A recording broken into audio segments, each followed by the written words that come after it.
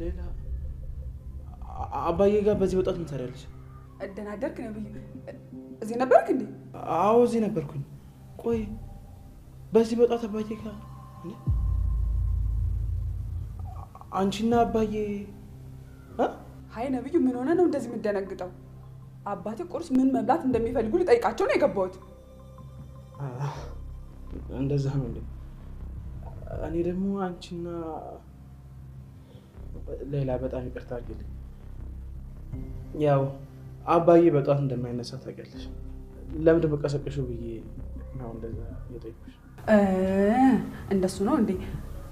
አሁን እኮ መነሳታቸውን ቼክ አድርጌ ነው የገባሁት። እንዴ ምን ሆንኩኝ እቴ? ቆይ ምን ተፈጥሮ ነው ምሳቃ የቋጠርኩት? ዘርፌ እንደናት መስኝ ወደ ሐኪም ቤት መሄድ ሳይኖርብን አይቀር። አይቲ ምንም አልሆንኩም። ማታ እንቅልፍ በደንብ ስላልተኛው ነገሮች ስለተደራረቡብኝ ነው። አይ ዘርፌ እኔ አንቺን በደንብ አውቅሻለሁ። አይደለም አንድ ቀን 10 ቀን ባተኝ አንቺ እንደዚህ ልትሆኛ አትችይም። አንቺን እኔ በደንብ ነው የማውቅሽ። ግን አምላኬ ምን አድርጊው ነው? በአሁኑ ሰዓት እኮ ለልጄ በጣም አስፈልጋታለሁ። ለምንድን ነው እንደዚህ አይነት ነገር እየሆነ ያለው ግን እቴ?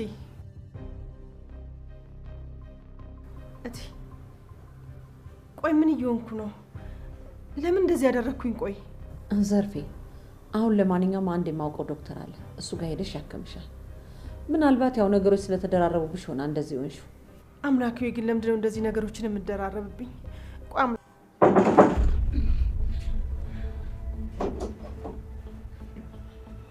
እንዴት አደርሽ ጽጌረዳ? ደህና አደርክ ዮናስ? ምን ነው በሩን ሳንኳኳ የደነገጥሽ ትመስያለሽ። እንቅልፍ ላይ ነበርሽ እንዴ? አቋረጥኩሽ? አይ አልነበርኩም። ድንገት ስትመጣ ደነገጥኩኝ። ትመጣለህ ብዬ አልጠበቅኩም። ዛሬ የምትደነግጪበት ቀን አይደለም። እንኳን ደስ አለሽ። ምንድነው ነገሩ? አልገባኝም። ይኸው ምንድነው? የነፃነትሽ ወረቀት።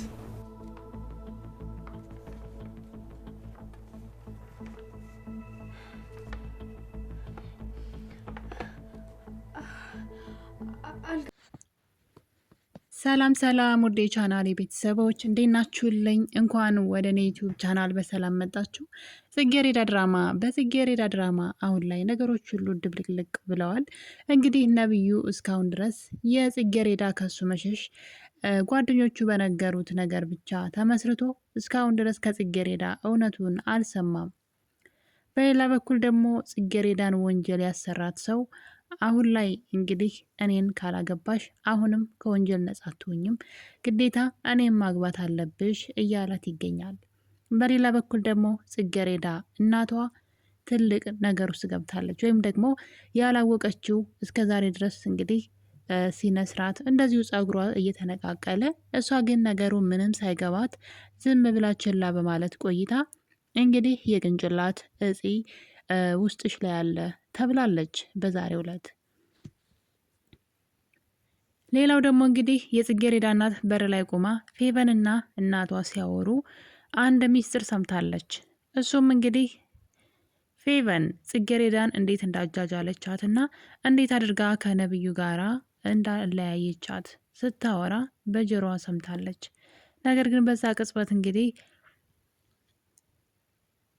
ራሷን ስታ ወድቃ ስለነበረ የሰማቻቸው አልመሰላቸውም ነበረ። ዮናስ እንዴት አድርጎ እንደሆነ ባይታወቅም ጽጌረዳን አሁን ላይ እንግዲህ ከወንጀል ነፃ ነሽ የሚል ወረቀት ይዞላት መጥቷል። በነገራችን ላይ ከመጀመሪያውም ጽጌረዳ ወንጀል ውስጥ የገባች አይመስለኝም። ሰውየው ሆን ብሎ ያጠመደበት መንገድ ነው እንጂ በፍጹም እንደዚህ አይነት ወንጀል ውስጥ ገብታ እንደዚሁ በነፃ ነፃነሽ ልትባል አትችልም። ወይም ደግሞ ዮናስ የሚባለው እንግዲህ ወንጀለኛ ሰውዬ ማለት ነው። ወንጀል ውስጥ ገቷት የነበረው ሰው እሱ ራሱ እጁ ረጅም ሊሆን ይችላል። ምናልባት እንደዚህ አይነት ከሚሰሩ ሰዎች ጋራ እንግዲህ ፖሊሶችም ሊሆን ይችላሉ፣ ባለስልጣናትም እንደዚህ አይነት ስራ ውስጥ የሚሰሩ ስላሉ ማለት ነው፣ ወዳደሮች ምናልባት ከነሱ ጋራ ግንኙነት ስላለው ልጅቷን እንግዲህ ነፃ የማድረግም ያለማድረግም እንትኑ እጁ ረጅም ነው ወይም ደግሞ ችሎታ አለው ማለት ነው በገንዘብ እንጂ እንደዛ በህግ እየተፈለገች ያለችን ልጅ ነፃ ነሽ ብሎ መልቀቅ ትንሽ ያጠራጥራል ነገሩ። በዛ ላይ ደግሞ ወረቀቱ ሆን ተብሎ እንደውም እሱ ራሱ ያስለጠፈው ነው የሚመስለኝ ዮናስ ማለት ነው። ትዳሩን እሺ እንድትለው ለምን በዚህ መጠን በተንኮል እሷን አጥምዶ ማግባት እንደፈለገ ባላውቅም የጽጌረዳ ፈተናዎች እንግዲህ በዚህ አላበቃም። በተለይ ደግሞ የእናቷ ነገር በጣም ከባድ ነው። እናቷ እንግዲህ ለብዙ ጊዜ ሲያማት የነበረ ወይም ደግሞ ምልክቶች እያየችበት ነገር ግን ችላ ያለችው ነገር ጭራሽ እንግዲህ ወይዘሮ ዘርፌ በዛሬው ክፍል ላይ ለፌቨንና ለጽጌረዳ ሕፃን እያሉ ምሳ ታስርላቸው ስለነበር ትምህርት ቤት ምሳ አስራላቸው ኑ ልጆች ኑ ውጡ፣ ኑ ወደ ትምህርት ቤት ሄዱ የሚል ንግግር ስትናገር የፌቨን እናት በድንጋጤ እያየቻት ነበረ። ዘርፌ ምን እየሆነች ነው? ወደ ድሮ ማንነቷ እየተመለሰች እኮ ነው ማለት በመደንገጥ እንግዲህ ወደ ሕክምና ብትወስዳትም አሁን ላይ የቅንጭላቷ ውስጥ ያለው እጢ ከመጠን በላይ እንግዲህ እስከ ሞት አደጋ ሊያደርሳት ደርሷል። ጊዜው በጣም አልፏል እና ቶሎ ሕክምናውን ካላደረገች ነገሮች ሁሉ ከዚህ የከፉ ናቸው። በህይወቷ ውስጥ ያሉ ነገሮችን ሁሉ ትረሳለች፣ የማስታወስ ችሎታዋን ሁሉ ታጣለች የሚል ንግግር እንግዲህ ከዶክተሩ ሰምተናል። ነገር ግን የፌቨን እናት እንግዲህ ይሄ ንግግር ወይም ደግሞ የሴትዋ የዘርፌ መርሳት የዘርፌ ነገሮችን ሁሉ መርሳት እያስደሰታት ይገኛል። ምክንያቱም ደግሞ ይሄ ነው የማይባል በህይወቷ ውስጥ ትልቅ ቁስል የሆነባትን ሚስጥር ዘርፌ ታውቃለች። ለዛም ነው እንግዲህ ሁል ጊዜ ካያችሁ ዘርፌን ክፉ ቃላት ትናገራትም ወይም ደግሞ ከፍና ዝቅ አድርጋ እንደ ሰራተኛ እንኳ መናገር አትፈልግም። እንደ ቤተሰብ ነው። ወዳት ብቻ አይደለም ወይም ደግሞ ስለምትወዳት ሳይሆን ትልቅ ተራራ የሚያክለውን ሚስጥሯን ዘርፌ ስለምታውቅ ነው። ይሄ ሚስጥር እንግዲህ ዘርፌ እስከ መቃብር ድረስ ነው ይዞ የሚሄደው ብላ የያዘችው ሚስጥር አለ። ታዲያ ዘርፌ አሁን ላይ ሁሉንም ነገር ረሳች ማለት ያንን ታሪኬንም ትረሳለች፣ እኔም በሰላም እኖራለሁ ስትል እንግዲህ የፌቨን እናት የሴትዋ መርሳት ለእሷ ትልቅ ደስታ እንደሚያመጣላት ሂሳብ ስትሰራ ያየናት ነበረ። እንግዲህ ታሳክማታለች ብዬ ተስፋ አድርጋለሁ። ምክንያቱም ደግሞ ነገሩ የሹ በሽታው መርሳት ብቻ አይደለም፣ መርሳት ለጊዜው ነው። ነገር ግን እስከ ሞት ድረስ ወደ ሞት ነው የሚወስዳት እና እንግዲህ የፌቨን እናት ወይዘሮ ዘርፌ ልታሳክማት ትችላለች የሚል ሀሳብ አለኝ። ነገር ግን ይህን ነገር እንግዲህ እስካሁን ድረስ ጽጌረዳ አልሰማችም። ጽጌረዳ እንግዲህ ነፃ ነሽ የሚለው ወረቀት ካገኘች በኋላ በጣም ደስተኛ ሆና የሆነ ነገር እያሰበች ያለች ይመስለኛል። በነገራችን ላይ ጽጌረዳ በጣም ብልጥ ልጅ ናት እና እንግዲህ አቶ ዮናስ እሷን ካስለቀቃት በኋላ ወይም ደግሞ ይህንን ነገር እንዳላደረገችው ነፃ እንድትወጣ ካደረጋት በኋላ ፖሊስ ጣቢያ ሄዳ እንግዲህ ቃሏን እንድትሰጥ ነገሩን ሁሉ እንድታስረዳ አድርጎ ነፃ ነች ተብላለች። ታዲያ በዚህ ቅጽበት እንግዲህ መኪና ውስጥ ቁጭ ብላ በይ ቶሎ በይ፣ ያሰብነውን ነገር ቶሎ መደረግ አለበት፣ እኔ ተዘጋጅቻለሁ፣ አንቺስ የት ደረሽ ብሏት ነበረ። እሷም ስለምን እንደምታወራ ምንም አልገባኝም፣ ስለምንና ለምንድን ነው የምዘጋጀው ትለዋለች በንዴት። ምን እያልሽ ነው? ስንት ጊዜ ነግሬሽ እየቀለድሽብኝ ነው እንዴ? ነፃ ሁንኩ ብለሽ አሁንም የአንቺ ነፃነት በእኔ ይወሰናል እያላት ይገኛል። እሷም እንግዲህ ትንሽ ጊዜ ስጤ ላስብበት፣ ይሄ ነገር ለእኔም ለእናቴም በጣም እንግዳና አዲስ ነገር ነው፣ ዙሮ ዙሮ መጋባታችን አይቀርም፣ ነገር ግን አታስቸኩለኝ ብትለውም በፍጹም አይሆንም በማለት እንግዲህ ወደ እናቷ ቤት ይዟት ሄዷል። ነገር ግን እናቷ ቤት አልነበረችም። ከፌቨን እናት ጋራ ወደ ሕክምና ሂደዋል። ይህ ነገር እንግዲህ እየተከሰተው ከዛ ቀደም ብሎ ፌቨን ከእናቷ ጋራ ምኝታ ቤት ቁጭ ብላ ታወራለች። የፌቨን እናት ምንድነው የሁሉ ደስታ? ምን እያደረግሽ ነው? አንቺ ልጅ ግን ምንድነው ከጀርባሽ እያደረግሽ ያለሽው? ብላ ልጇን የፌቨን እናት ትጠይቃታለች። ፌቨንም ጽጌረዳ ላይ እንዴት አድርጌ ተንኮል እንደሰራውባትና እንደተጫወትኩባት እንከፍነት ከቤታቸው ነው መሰለኝ፣ እሷም እናቷም አንድ አይነት ጅሎች ናቸው። እናም እንዴት አድርጌ ከነብዩ ህይወት እንዳስወጣዋት እና ነብዩን የራሴ እንዳደረግኩትኝ ብላ ለእናቷ እንግዲህ ፌቨን ስታወራት እርጉዝ ነበርኩ አስረግዞኝ ከዛ አስወረደኝ በማለት እንግዲህ ለጽጌረዳ የነገረቻት ታሪክ ነበር እዚህ ቀደም። እናም ያንን ታሪክ ለጽጌረዳ ስነግራት ስፍስፍ ብላ አስባለኝ፣ ጭራሽ እሱን አይንህን ላፈር በማለት ተለያይተዋን ብላ ለእናቷ ስትነግራት ዘርፌ ድንገት መኝታ ቤት በር ስታልፍ አዳምጣቸዋለች። እና በጣም ነው የሚያስጠላው። እንግዲህ ይህን ነገር ልትነግራት ልጇ ጋር እንደደወለች ነበረ ያየ ነው። ነገር ግን እየነገረቻት አይመስለኝም። የሚገርመው ነገር ግን ይህን ነገር ጽጌረዳ አውቃለች ከመጀመሪያውም። ምክንያቱም ደግሞ ነብዩ መጥፎ ሰው ነው፣ ከነብዩ ራቂ፣ ህይወትሽን ያበላሻል በማለት ለጽጌረዳ ከነገረቻት በኋላ ቀጣይ ሌላ ጊዜ ግን ፌቨን ከእሱ ጋራ ፍቅር ስትጫወት አየቻት። ነገሩ ሁሉ ድራማ እንደነበረ ያኔ እንግዲህ ጽጌረዳ ነገሩ ገብቷታል፣ የፌቨን ተንኮል እንደሆነ። ለዛም እንግዲህ ትምህርት ቤቱ በር ላይ ቅጥቅጥ አድርጋ አስተኝታ ደብድባት ነበር፣ አይታችኋል። ታዲያ ከዛ በኋላ ግን አንድ ነገር ነበረ ጽጌረዳ ማድረግ የፈለገችው። ራሷን ሸፍና በግ የተፈለገች ስለነበረ ፌቨን ወዳለችበት ቦታ ነው ሄደችው። ፌቨንን ሄዳ ይቅርታ ነበር ያለቻት። ፌቨን በነገሩ ደንግጣለች። የምን ይቅርታ ነው ብትላትም ይቅርታ አድርጊልኝ፣ ይቅር በይኝ፣ ምን እንደበደልኩሽ አላቅም፣ ምን እንዳደረግኩሽ አላቅም፣ ግን በቃ አታሰቃይኝ ከዚህ በላይ እባክሽ ተይኝ ልኖርበት፣ ምን እንዳደረግኩሽ ባላውቅም ግን ሳላውቅ ላደረግኩሽ ነገር ይቅርታ ይቅር በይኝ እያለች እንግዲህ ጽጌረዳ ፌቨንን መንገድ ላይ አስቁማ ይቅርታ ስጠይቃት ነበር። የአንቺ ክፋትና ተንኮል ከአቅሜ በላይ ሆኗል፣ ያጠፋሁት ያስቀየምኩሽ ነገር ካለ ይቅርታ ብትላትም እሷ ግን በውስጧ የያዘችው ቂም ስለነበረ ልጅነቴን መልሽልኝ፣ ልጅነቴን ልጅ እያለን አንቺ ጎበዝ፣ አንቺ ቆንጆ እየተባልሽ እኔ ደግሞ ዝቅ እየተደረግኩኝ ነው ያደግኩትኝ።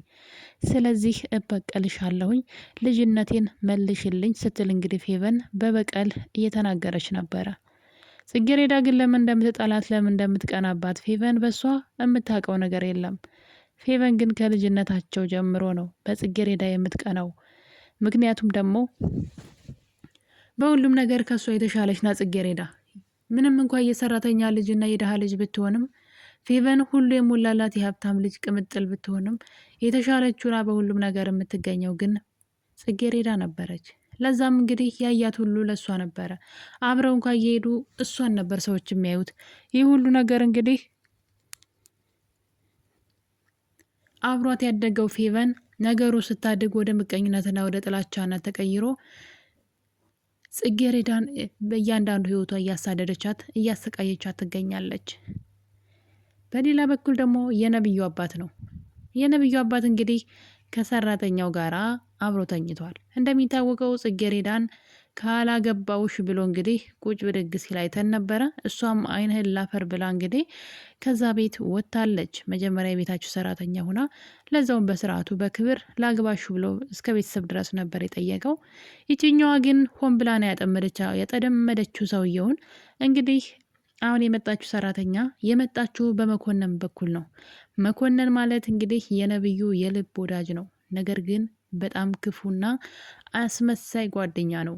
እንግዲህ የነብዩ ንብረትን የሆነው ሁሉ ቤታቸውን ሳይቀር ለመዝረፍ እዛ ቤት የራሱ የሆነ ሰው ሰራተኛ አድርጎ አስገብቶ ነበረ። የሚገርመው ግን ይህን ስራ እንድትሰራለት እዛ ቤት ያስገባት ሰራተኛዋ እሷም ደግሞ ለራሷ እየሰራች ትገኛለች።